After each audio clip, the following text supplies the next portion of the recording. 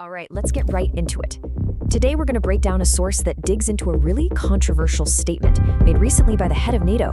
What seems like just one comment, the source argues, actually pulls back the curtain on a much bigger pattern of flattery and politics that revolves around Donald Trump.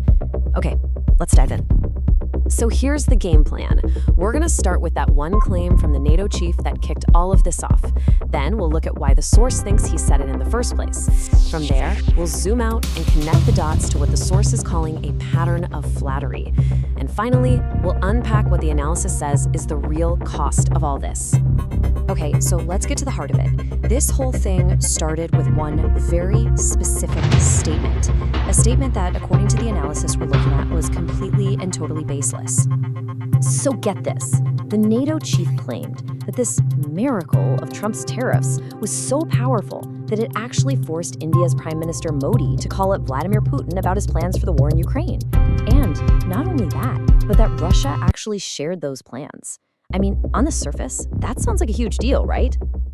The million-dollar question, of course, is a simple one. Is any of that even true?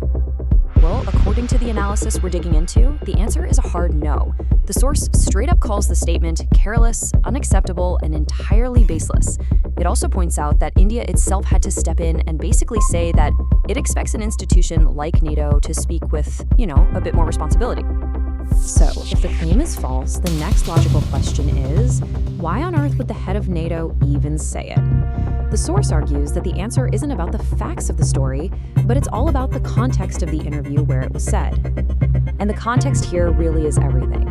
This wasn't some random comment. It came up during an interview where a journalist was questioning Trump's reliability when it came to sanctions. The analysis points out that the NATO chief didn't hesitate. He jumped right in, and his entire answer was basically a defense of Trump. Now, this dynamic gets even clearer, the source argues, when you look at another anecdote it highlights. It points to that viral moment where the NATO chief, Mark Rutte, was apparently heard calling Trump daddy, which is something Trump later bragged about publicly. The analysis presents this as pretty clear evidence of a simple rule. If you want to get along with Trump, you flatter him. And this right here is the core argument of the source material. This isn't just about one interview or one, let's be honest, pretty weird anecdote. It's about connecting the dots to reveal what the source claims is a very clear pattern of behavior. You see, the analysis is basically saying the NATO chief's comment wasn't an accident. It's just one piece of a much larger puzzle, a strategy of appeasement and praise that world leaders and others have used when they're dealing with Trump. Let's look at another example the source brings up.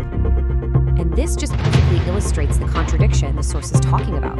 On the one hand, you have Pakistan's prime minister nominating Trump for a Nobel Peace Prize, giving him credit for stopping a war with India. But then, on the other hand, Pakistan's own deputy PM later admitted that India had flat out rejected any outside help. The source uses this to argue the praise was just a political move to stay on Trump's good side. And this pattern, according to the source, isn't just happening in international politics.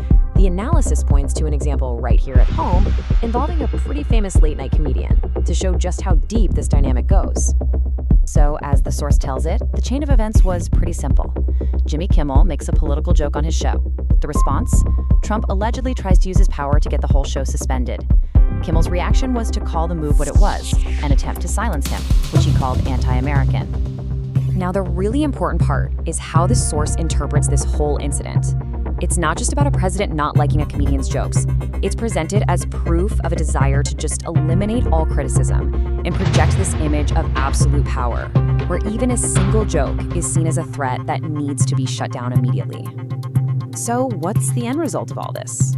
What are the actual consequences of this pattern of praise and pressure? Well, our final section here digs into what the source calls the very high price of appeasement. The source really doesn't pull any punches here. It uses the term megalomaniac to describe the personality it's attributing to Trump, someone who's driven by this obsessive need for power and a focus on their own importance above everything else. And this, the analysis argues, is what's driving this entire pattern. And the fallout from all this is huge. When leaders are making up stories just to flatter someone, their own credibility takes a massive hit. It damages a country's reputation. I mean, India's name got dragged into a totally false story. But maybe most importantly, it just destroys the truth. And really, this is the bottom line of the whole analysis. When you create an environment where praise is the only thing allowed and any criticism gets punished, facts just don't matter anymore. The source concludes that when you start twisting reality to fit a political story, the ultimate victim is, and always will be, the truth itself. And that's the big question this analysis really leaves us with, isn't it? It makes you think. In any system, whether it's politics or business or even our own lives, when honest feedback gets silenced and all you get is praise, what's the real price we end up paying for that? The source suggests that price is the truth itself.